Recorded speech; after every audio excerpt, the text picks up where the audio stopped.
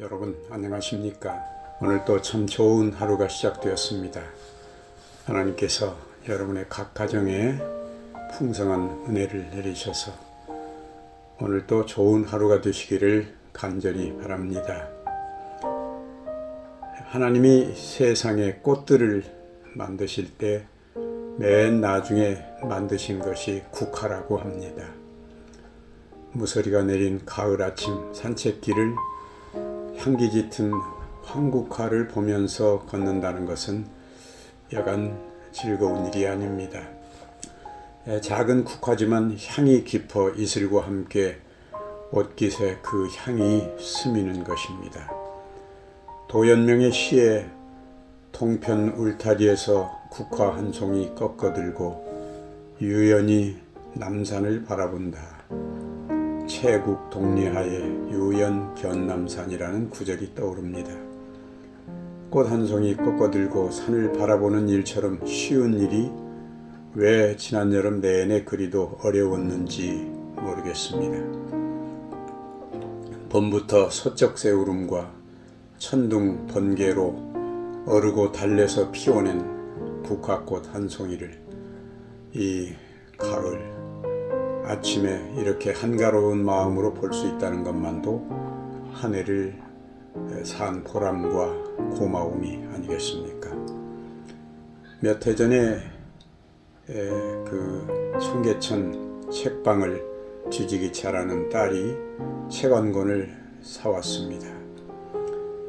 31세의 젊은 나이로 생을 마감한 일본인 의사 이무라 카즈키오가 쓴 종이학이라는 책입니다. 일본에서 꽤 유명한 병원의 내과 의사였던 이무라 씨는 암으로 두 다리를 자르게 됩니다. 그러나 암은 이미 온몸에 퍼져서 결국은 가족과 환자들의 간절한 기도에도 불구하고 끝내 자신의 생명이 얼마 남지 않았음을 깨닫게 됩니다. 그래서 그는 자기가 죽고 난 다음에 어린 자식들이 아빠가 어떤 사람이었는지 궁금할 때 보여줄 수 있도록 자서전을 씁니다. 이런 애절하고 급박한 상황에서 쓴 그의 책에 나오는 종이학이라는 시가 바로 이런 것입니다. 종이학, 왜 모두 기뻐하지 않을까? 당연하다는 사실들. 아버지가 계시고 어머니가 계시다. 손이 둘이고 다리가 둘. 가고 싶은 곳을 자기 발로 가고 손을 뻗어 무엇이든지 잡을 수 있다. 소리가 들린다. 목소리가 나온다. 그보다 더한 행복이 어디 있을까?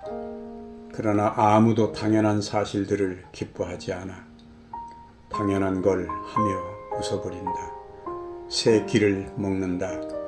밤이 되면 편히 잠들 수 있고 그래서 아침이 오고 바람을 실컷 들이마실 수 있고 웃다가 울다가 고함치다가 뛰어다니다가 그렇게 할 수 있는 모두가 당연한 일, 그렇게 멋진 걸 아무도 기뻐할 줄 모른다.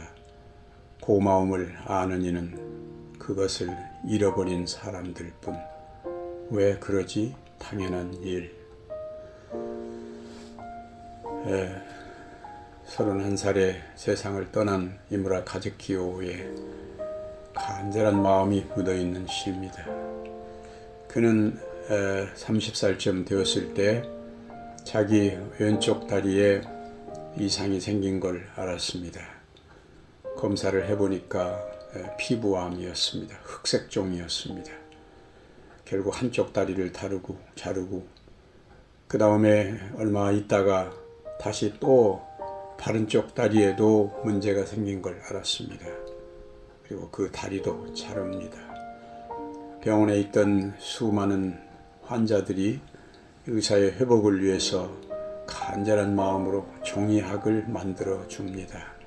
아시는 대로 일본에서는 종이학이라고 하는 게 어떤 사람의 행운을 비는 그런 것이지요.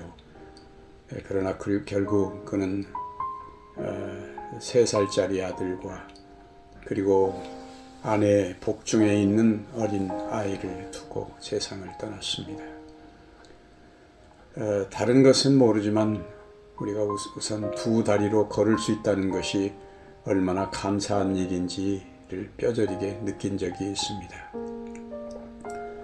벌써 몇 해 지났지만 그날 커다란 나무 토막을 자르다가 그만 무릎을 다치고 말았습니다. 병원에 가서 검사를 했는데 의사의 말이 무릎 바로 위에 윈대가 3분의 2쯤 파열되어서 깁스를 해야 한다는 것이었습니다. 의사에게 내가 무척 바쁘게 돌아다녀야 하는 사람인데 좀 간단한 방법으로 해달라고 했더니 나에게 나이가 얼마냐고 묻는 것이었습니다.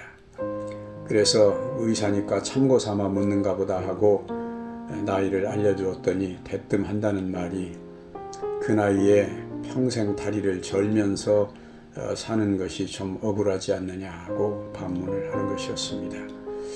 그렇게 심각하냐고 했더니 그렇다는 것이었습니다. 할 수 없이 왼쪽 다리를 복사뼈에서부터 사타구니까지 단단하게 깁스를 했습니다. 집에까지 오는 동안에는 견딜만 하다 생각했는데 웬걸 집에 와서 뜨뜻한 아랫목에 앉아 있었더니 이게 슬슬 가렵기 시작을 하는데 정말 견디기가 어려웠습니다. 그때 껏 깨달은 것이 이 세상에 사람이 가려운 데를 시원하게 긁고 사는 것만큼 큰 행복도 없다는 것이었습니다. 주방에 가서 튀김 건져낼 때 쓰는 길쭉한 대나무 젓가락을 아내 몰래 훔쳐다가 그 쇠처럼 단단한 깁스의 위아래쪽 틈으로 집어넣어 긁기 시작을 했습니다. 조금 시원하더니 이게 또 웬일입니까? 긁으면 긁을수록 더 가렵고 또 가려운 것이 점점 늘어나는 것이었습니다. 나중에는 견디다 못해 가려운 데 바르는 연고라도 발라보려고 젓가락 끝에 연고를 묻혀 조심조심 집어넣었더니 거기 닿기도 전에 솜에 묻어버리고 막상 가려운 곳에는 기별도 가지 않는 것이었습니다. 더구나 이를 깨물어도 참을 수 없는 것이 아무리 비틀고 재주를 부려도 도무지 젓가락이 닿지 않는 곳이 있었기 때문입니다. 무릎 바로 뒤쪽에 깊숙한 오금은 발목으로도 허벅지로도 별짓을 다해도 젓가락이 접근이 불가능한 곳이었습니다. 그런데 그곳에 땀이 나면서 근질거리기 시작하는데 이건 정말 미치고 환장할 지경이었습니다. 견디다 못해 아들 녀석을 다시 불렀습니다. 착하게 말 잘 듣는 아들에게 지하실에 내려가 어디를 보면 톱이 있을 테니 그걸 찾아오라고 했습니다.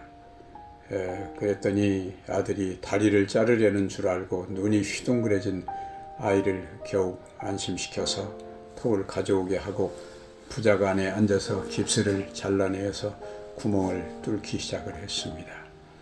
무릎의 양옆에 하나씩 뚫고 손이 가장 닿기 어려운 뒤쪽 오금의 한 개를 뚫었습니다. 그 구멍에 젓가락을 이리저리 마음대로 넣고 긁어대니까 정말 세상에 부러운 것이 없을 만큼 시원했습니다. 가려운 게 조금 가라앉아 잠을 자려고 누워있는데 이게 또 웬일입니까? 자리에 누워 잠을 청하는데 도무지 잠이 올 것 같지 않은 것입니다. 반드시 누우면 좌우 균형이 안 맞아서 불편하고 오른쪽으로 누우면 통나무를 다리 위에 올려놓은 것 같아서 잠이 올 리가 없었습니다. 다시 왼쪽으로 누우면 이번에는 통나무 위에 다리를 올려놓는 것 같아서 불편한 것입니다. 이런 방법 저런 자세로 아무리 고쳐 누워가며 뒤척거렸지만은 잠이 오지를 않았습니다.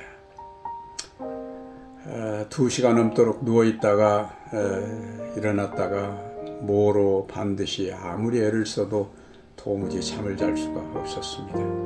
할 수 없이 아들을 다시 깨웠습니다. 이번에 톱을 가지고 아예 복사표에서부터 허벅지까지 깁스를 양쪽을 켜서 뚜껑을 떼냈습니다. 그것을 드러내고 나니 그렇게 시원하고 가보연 게 정말 날아갈 것 같이 상쾌했습니다. 그래서 밤에는 이렇게 뚜껑을 떼어내고 닫기도 하고 가려운 것을 실컷 긁으며 그저 구부르지만 않으면 제가 낯이 별 수 있겠느냐, 그렇게 생각을 하면서 스스로의 아이디어에 감탄을 하며 단잠을 잤던 것입니다. 그리고는 아침에는 시치미를 떼고 다시 뚜껑을 덮고 압박붕대로 묶어두었습니다. 일주일 후에 다시 오라는 의사의 약속에 따라 병원에 갔습니다. 의사가 이 사실을 알고는 내 말은 자세히 들어보지도 않고 지금까지 일주일 한 것은 무효로 하고 다시 4주 동안 깁스를 해야 한다는 것이었습니다. 그래서 너무 그렇게 야박하게 하지 말고 좀 적당히 하자고 유혹을 했습니다. 나도 내 다리인데 오죽하면 그랬겠느냐고 설득을 시도했습니다. 그러나 그 정형외과 의사는 도대체 융통성이라고 하는 건 손끝만큼도 없는 사람이었습니다. 오히려 나를 노려보면서 환자가 아픈 것을 가지고 의사와 흥정하지 말라는 것이었습니다. 다리를 절든지 아니면 깁스를 확실하게 하든지 둘 중에 하나를 택하라는 것이었습니다. 아이고, 정말 그가 왜 정형외과 의사인지 이해할 만했습니다. 도대체 이렇게 꽉 막힌 사람이 다 있나 하는 원망이 목에까지 차올랐습니다. 그 다음에 정말 이를 악물고 까무러칠 듯이 보낸 4주는 다시는 생각하기 싫은 악몽이었습니다. 그 상황에서도 한 번은 출장 때문에 자동차 뒷좌석에 앉아 사이드 브레이크가 있는 앞좌석의 중간 부분에 다리를 올려놓고 서울에서 여천까지 7시간, 여천서 대구까지 4시간, 대구서 부산까지 2시간, 부산서 서울까지 7시간을 꼼짝달싹 못하고 앉아있다는 것은 정말 인내의 한계를 넘는 고통이었습니다.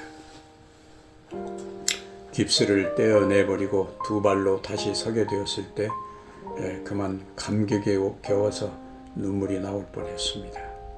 두 다리로 가고 싶은 곳에 간다는 것, 이 얼마나 큰 감격입니까?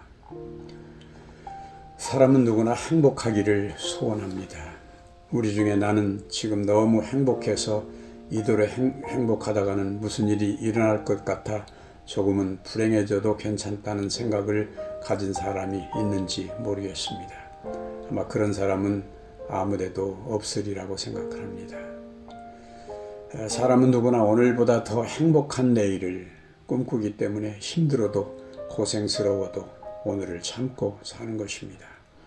그러면 과연 누가 정말 행복한 사람인가 하는 질문을 하게 됩니다. 물론 여러 가지 조건을 생각할 수 있습니다. 돈이 많이 있거나 지위가 높거나 공부를 했거나 권력이 있거나 등등. 그러나 인생을 조금 살아본 사람이라면 그런 것을 가졌으면서도 별로 행복하지 못한 사람은 세상에 부지기수로 많다는 것을 알 수가 있습니다. 이런 외형적 조건이 진정한 행복을 가져다 주기에는 예외가 너무 많은 것입니다. 그러면 누가 정말 행복한 사람인가? 나 나름대로 감사할 일이 많은 사람이라고 생각을 합니다. 살아가면서 자신의 삶에 대해 고마워할 줄 아는 마음을 가진 사람이 행복한 사람입니다. 이와모토 가츠시마라는 사람은 행복이라는 꽃은 감사라는 대지 위에서만 핀다. 그리고 이 꽃은 불평과 불만의 비바람에 순식간에 다 사라져버린다. 이렇게 말을 했습니다. 다른 조건이 얼마든지 간에 어떠하든지 간에 마음에 감사하는 마음이 없다면 외형적인 것만으로는 진정한 행복을 누릴 수 없다는 것입니다. 사도 바울은 범사에 감사하라. 데살로니가 전서 5장 18절에서 그렇게 당부합니다. 그리고 이는 그리스도 안에서 너희를 향하신 하나님의 뜻이니라고 단언합니다. 하나님이 사람에게 가장 바라시는 일이 모든 일에 감사하며 사는 것이라는 말입니다. 사람이 까무라치거나 세상이 뒤집어질 일을 하는 것만 아니라 매사에 고마워하며 행복하며 사는 것 이상으로 하나님이 바라시는 게 없다는 말이지요. 따지고 보면 우리 인생에 감사할 일은 참 많이 있습니다. 다만 그저 모든 것을 당연하다고 생각하기 때문에 그러한 감사할 조건을 생각하지 못하는 것입니다. 당연한 것에는 감사가 없습니다. 그러나 우리가 생각해 보면 당연한 것이 아닙니다. 우리 모든 것이 당연한 것이 없습니다.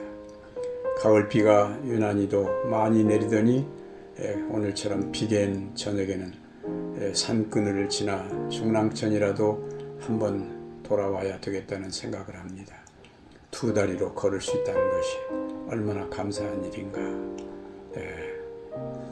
여러분 생애에도 감사함이 넘쳐서 오늘 하루도 행복한 하루가 되시기를 간절히 바랍니다. 기도드리겠습니다.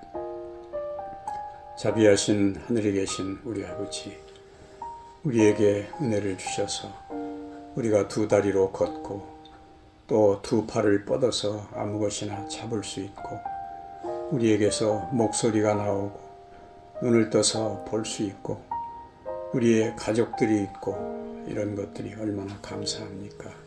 생각해 보면 하나님의 한없는 은혜인 줄 믿습니다.